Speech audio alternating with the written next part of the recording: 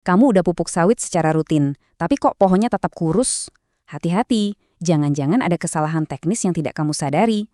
Assalamualaikum Bareng Visioner. Di sesi bedah materi dari channel Petani Visioner kali ini, kita bakal bahas tuntas ilmu sawit biar panen makin lebat, bukan sekedar asal tanam. Pasti banyak nih dari kalian yang sering ngeluh dan bilang, "Mbah, pupuk udah dibeli mahal-mahal, jadwal juga udah rutin, tapi kok sawit tetap aja kurus dan daunnya kuning?" Nah, disinilah kita harus stop buang-buang uang dan mulai cari tahu akar masalahnya. Mari kita bongkar rahasianya. Oke, jadi di penjelasan kali ini kita bakal ngebahas 5 poin penting. Pertama, kenapa pupuk mahal bisa sia-sia. Kedua, masalah kondisi tanah. Ketiga, bahayanya kalau sawit kurang nutrisi magnesium. Keempat, kesalahan teknis waktu menabur pupuk. Dan kelima, rahasia dapetin panen sawit yang melimpah. Bagian pertama, pupuk mahal, tapi sawit tetap kurus. Gini ya, ngerasa frustrasi tuh wajar banget. Kita udah keluar modal gede buat beli pupuk, berharap panen melimpah, tapi pohon sawitnya malah kayak nolak buat tumbuh subur. Daunnya menguning, batangnya kurus, aduh rasanya pengen nyerah aja kan? Tapi tunggu dulu, lewat bedah materi ini kita bakal kupas tuntas kesalahan-kesalahan tersembunyi yang sering banget nggak disadarin sama banyak petani. Kita cari tahu persis kenapa pupuk rutin yang kamu kasih itu gagal total. Masuk ke poin kedua, masalah pada kondisi tanah. Nah, ini fakta sains sederhana yang sering kelewatan. Kalau kebun sawit kamu ada di area tanah merah perbukitan, biasanya tingkat keasamannya atau pH-nya itu rendah banget. Tanah yang terlalu asam ini ibaratnya kayak tembok penghalang yang tebel. Akar pohon jadi kerdil dan nutrisinya mentok nggak bisa masuk. Akibatnya apa? Ya pupuk semahal apapun yang kamu tabur bakal benar-benar sia-sia karena nggak bisa diserap sama sekali oleh si tanaman. Terus gimana dong solusinya? Jawabannya ada di takaran yang akurat. Coba deh kasih dolomit sebanyak 1-2 kilo per pohon. Jangan kurang, jangan lebih. Angka ini tuh pas banget buat menetralkan keasaman tanah di kebunmu. Dengan menetralisir pH tanah pakai dolomit, kamu itu seakan-akan lagi ngebuka pintu biar si akar sawit bisa kembali makan dengan lahap. Satu lagi nih perbedaan nyata di lapangan yang wajib kamu tahu. Kalau kamu nekat mupuk pas tanah lagi kering kerontang atau keras banget, wah, itu sih pupuknya cuma numpang lewat, bakal nguap kena panas atau malah hanyut percuma. Makanya pemupukan itu bakal jauh lebih maksimal kalau dilakuin pas tanahnya lagi lembab. Paling ideal sih tepat setelah habis turun hujan. Nah, di kondisi lembab inilah pupuk gampang larut dan langsung disedot abis-abisan sama akar dengan sangat baik.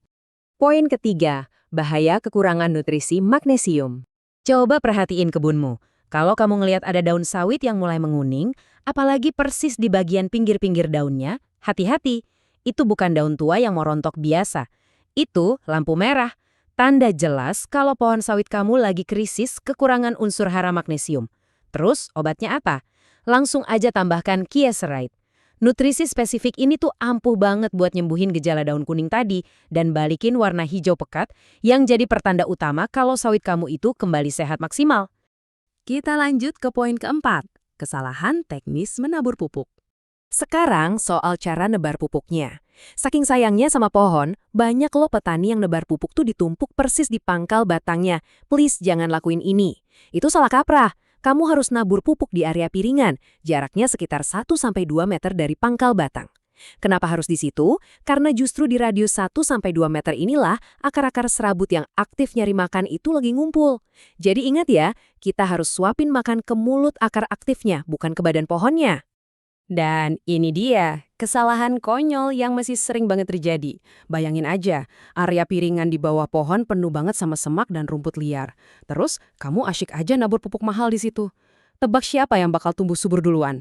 Ya rumputnya lah. Kalau gulma ini dibiarkan, mereka yang bakal pesta pora makan pupukmu duluan. Sementara akar sawitnya malah mati kelaparan karena kalah saing. Mereka ini secara harfiah merampok jatah nutrisi tanaman utamamu. Jadi, biar nggak salah langkah lagi, ikutin aja 3 urutan aksi jitu ini.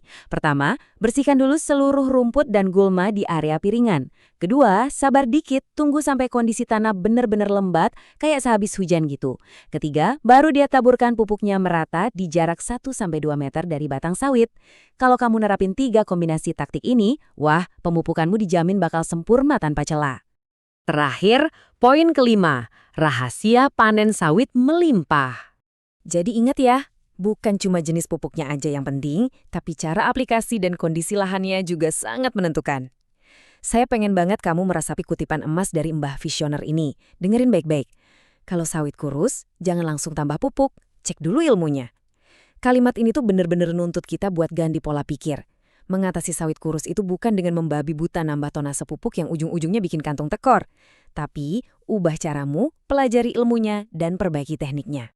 Pengetahuan yang bagus nggak akan ada artinya kalau cuma didengerin tanpa dipraktekin. Lewat bedah materi ini, kita udah ngebahas tuntas mulai dari ngecek pH tanah, pentingnya mupuk saat lembab, mengatasi daun pinggir kuning dengan kieserit, sampai trik nebar pupuk di radius akar aktif.